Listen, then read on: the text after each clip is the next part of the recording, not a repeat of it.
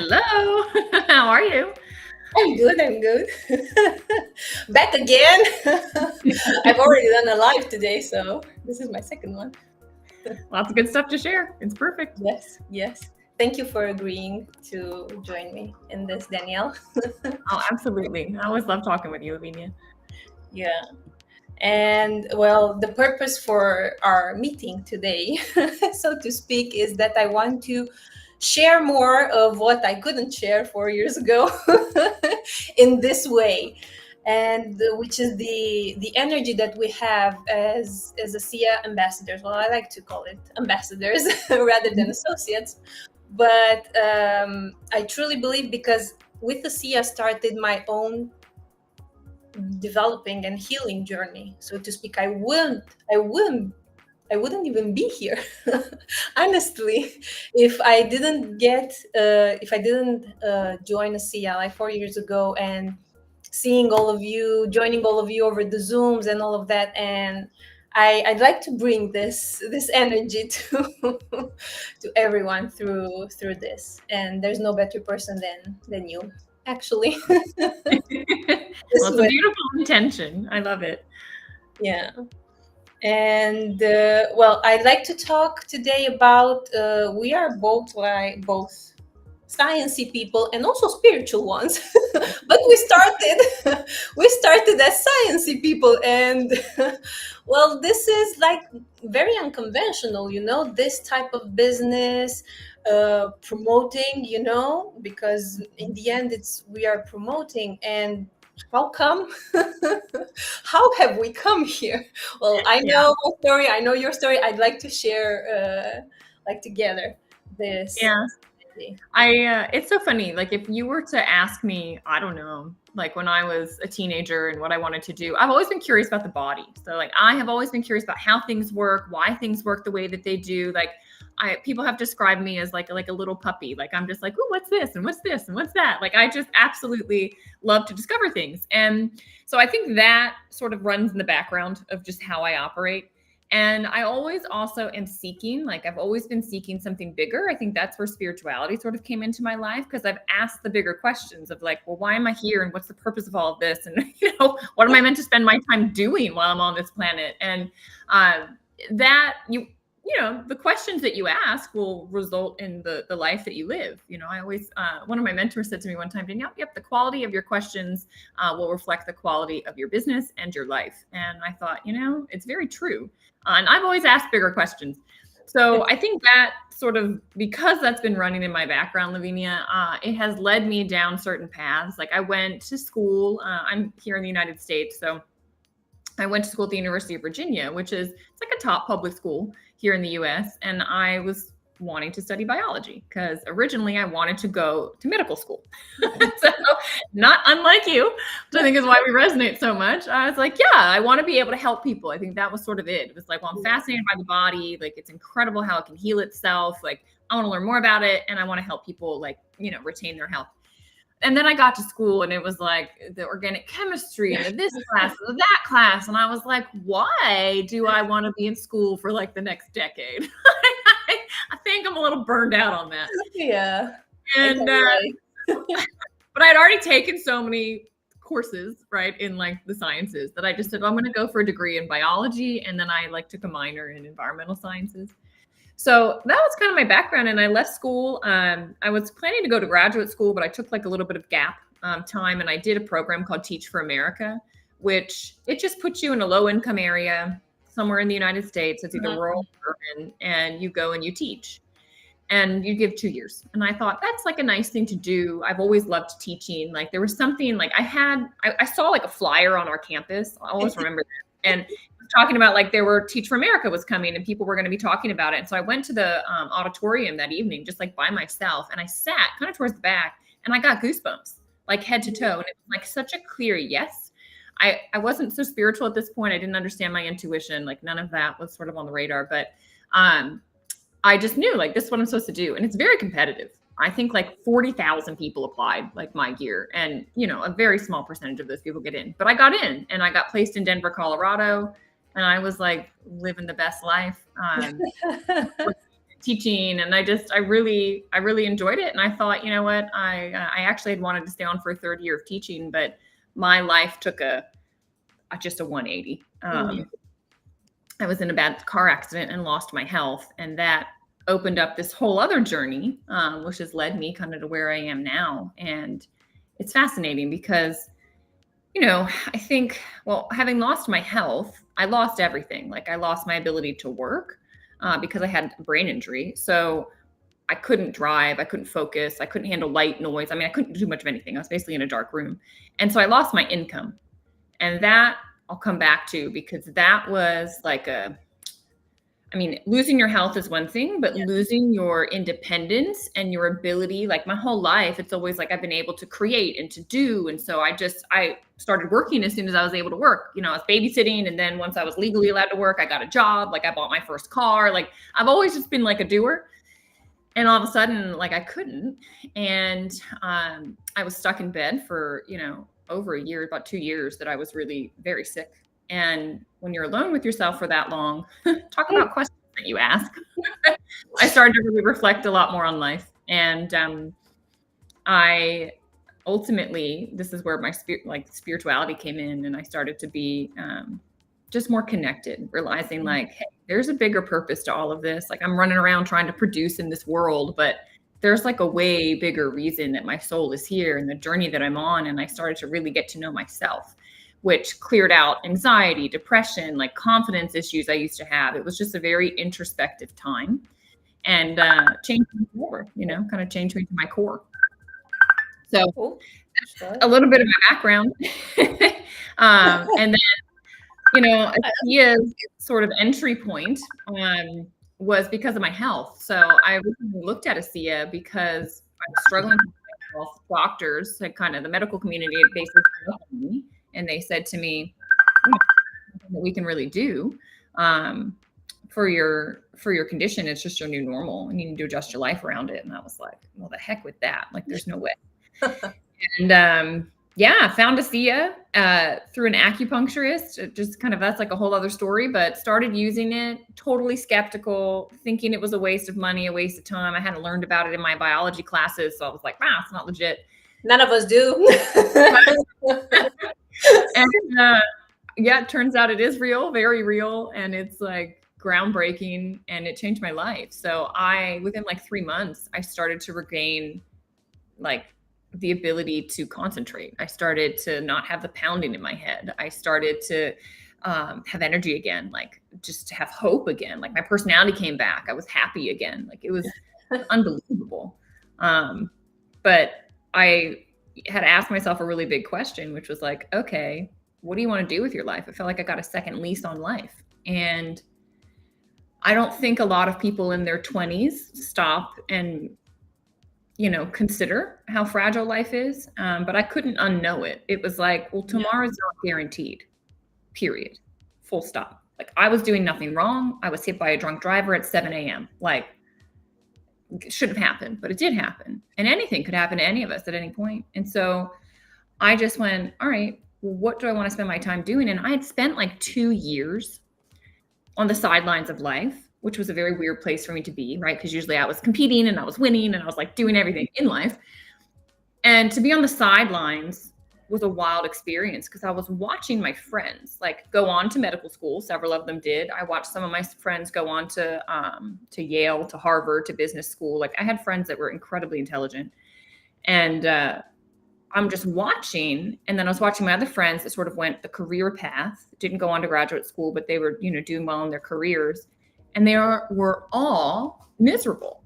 Like, I'm not kidding you. Like, I was watching and I'm like, they're not actually happy, you know?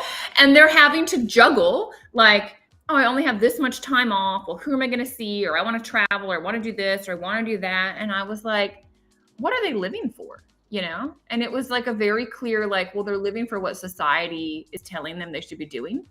And like, who the hell came up with those rules?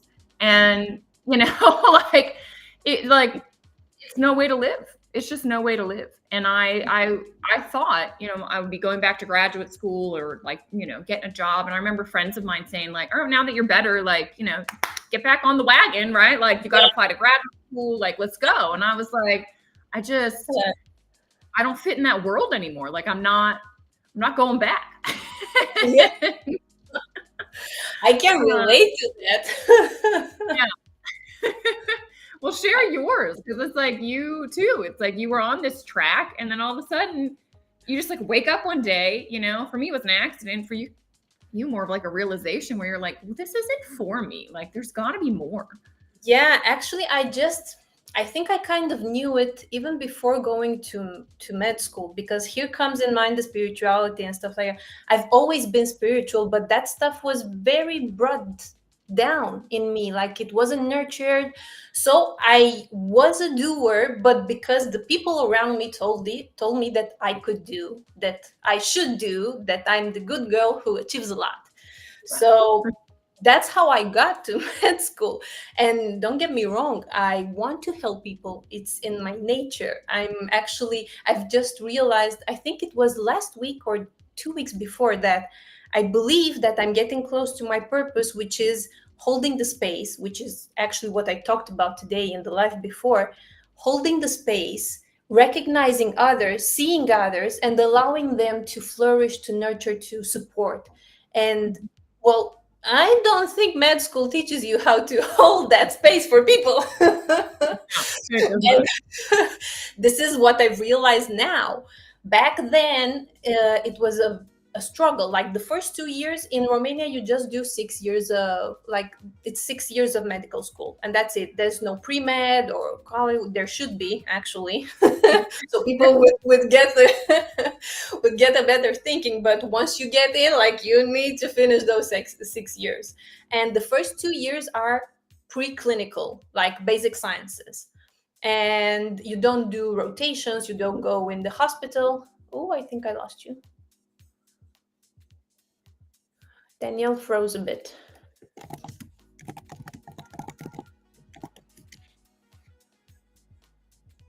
Let me see if I can get her back.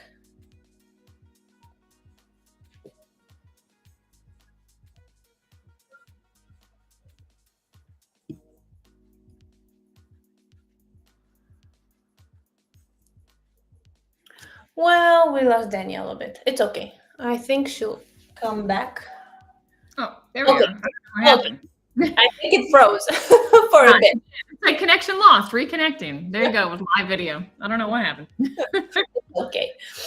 So where was I? That the preschool, the pre-med, the basic sciences. And I actually enjoyed that because, as you said, I was learning about the body, how everything works. And it really gave me like, wow, I have all this insight. I can help people now and explain them. And I got to third year of medical school, starting to do rotations, and everything just fell apart. And I was thinking like, I actually shared this with Natalia as well. I was doing actually in the respiratory section, it was the module, and we were attending people, and they have been having these problems, these issues for years, and they were still getting sick and sick and sick, and nothing, like, what are we doing? Are we keeping them on a roll? Like, what's this? It made no sense. It made no sense for me how we were taught to approach sick people. We weren't taught to look for the root, let alone giving a solution for the root problem. And from there, it was just going in depression. In the fourth year, I wanted to leave med school altogether. And well, I went back because, well, I had to finish what I started. And actually, it gives me an edge, so to speak, because when I came across Asea in 2020, and it took me one Zoom with Dr. Silverman, his weekly Zoom, and it made sense. It just clicked, and I said, this is what we need. Like, this is what we should do for people as doctors. So I didn't have a severe health issue or something that I needed to solve from a health point of view. It just made sense for me from being a doctor, getting out of med school, and not knowing, well, how am I going to be a doctor like this? Like, Right. this is not what I want to do. So that's why I got involved, and I got involved wanting to help with the technology, and the opportunity and the sharing part of it. Well, it knocked me down. Come on, I had to reframe and get rid of beliefs and Jesus. Yeah. It was, and I just wanted to do it. Like, it didn't care for me. I was telling myself, like, I don't care. I just want to share this. Mhm. I was just exposing myself to all the trainings that we were doing, and you've been so amazing.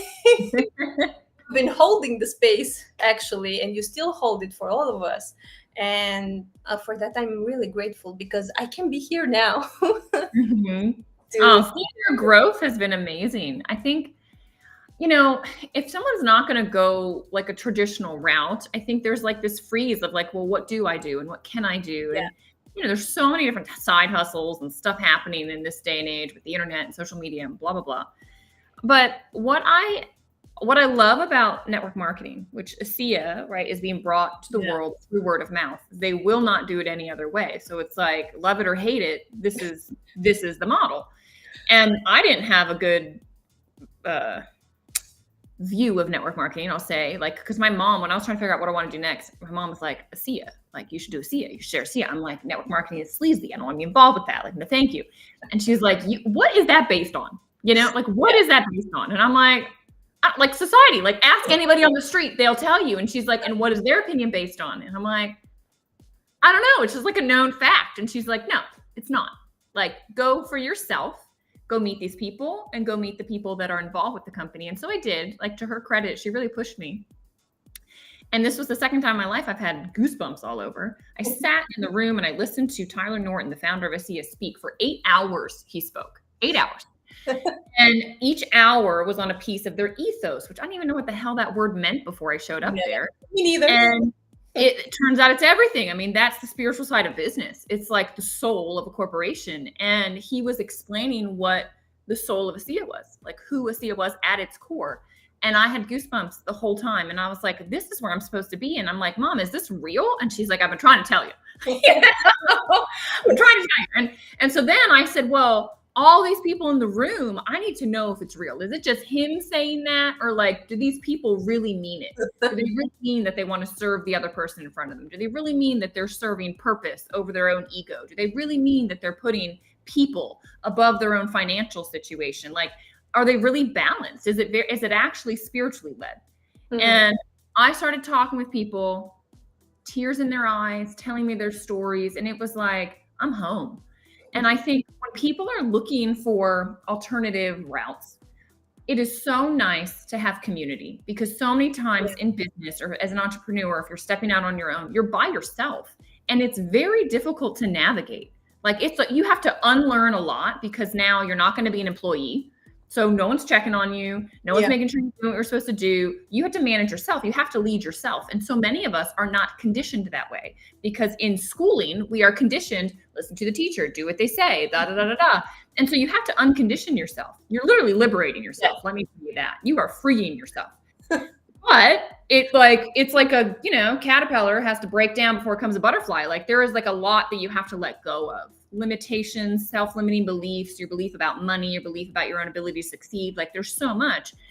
But in network marketing, and Asea specifically, I can't speak for the whole industry, though I think that it is out there in most companies, the same sort of mentality of growth. But in Asea, it's like this incredible soil that your seed of potential gets planted in, and then you're nurtured. Like, it's the place where you get to fail, and you get to cry, and you get to have successes, and you fall down, and but you're supported no matter what, whether you create a big business or you don't. I've done that for you and the whole team that I work with. It's like, I want to create the environment for everybody to blossom, because that then translates into, like, you're going to have better relationships. You could maybe do other businesses.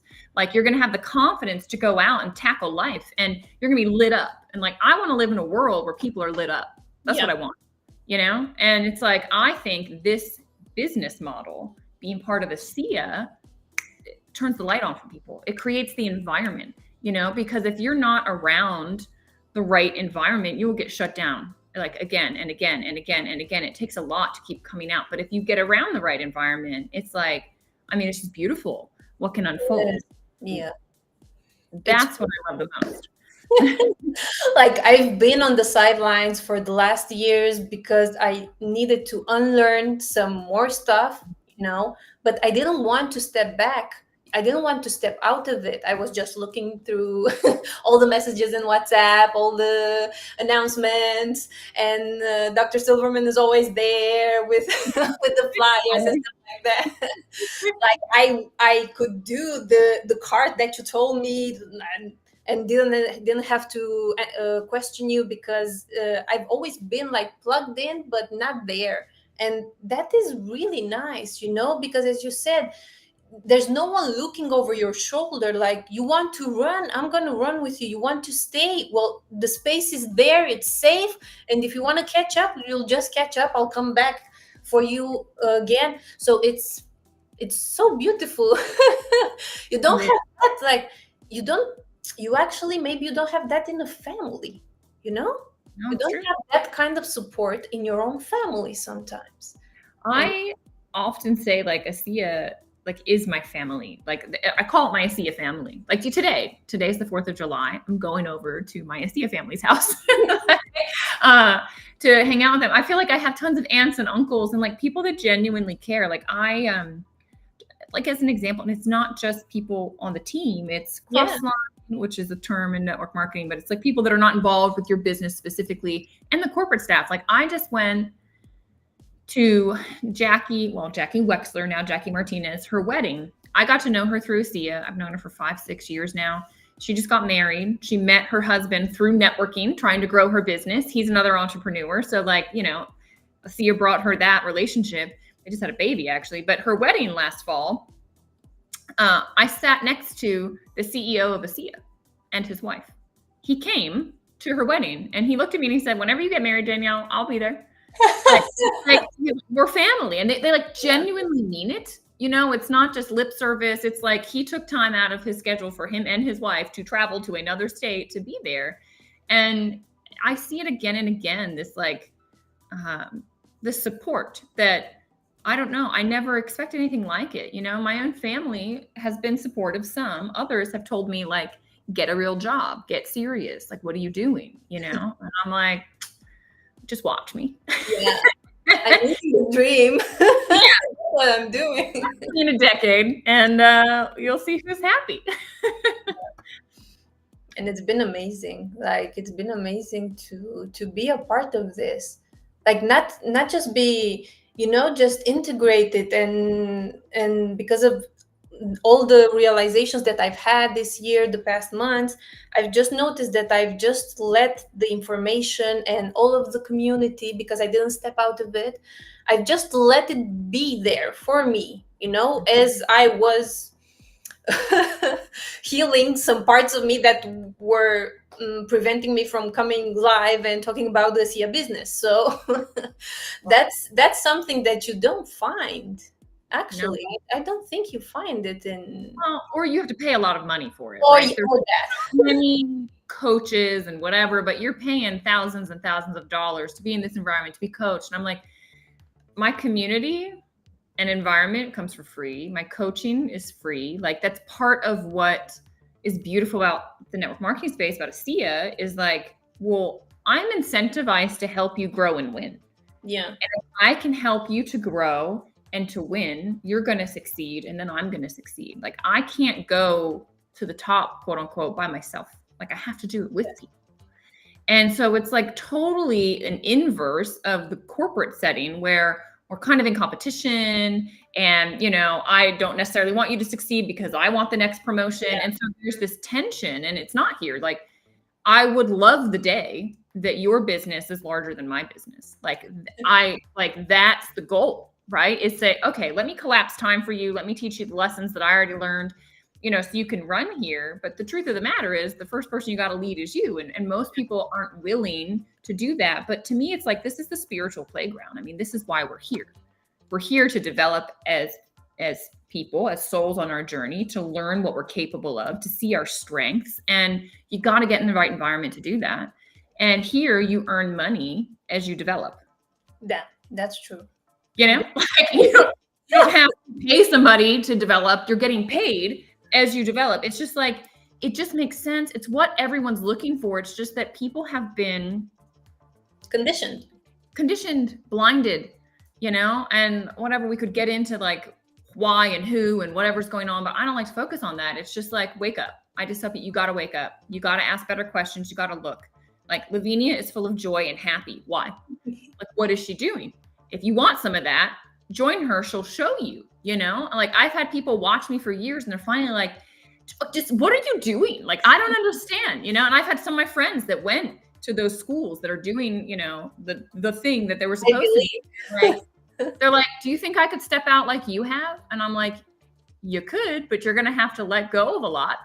It's not an easy road, it's worth it. It's worth it. The whole thing. I mean, life is meant to be lived, like not just sat behind a desk and people telling you what to do. And like, I just, no, like live your life. We don't know. This is amazing. Yeah, it is. Thank you so much. Oh, you're so welcome. And I just like, I just want to mention, it's coming to me to say, like, the income potential. If you okay, so you went to medical school 6 years of your life.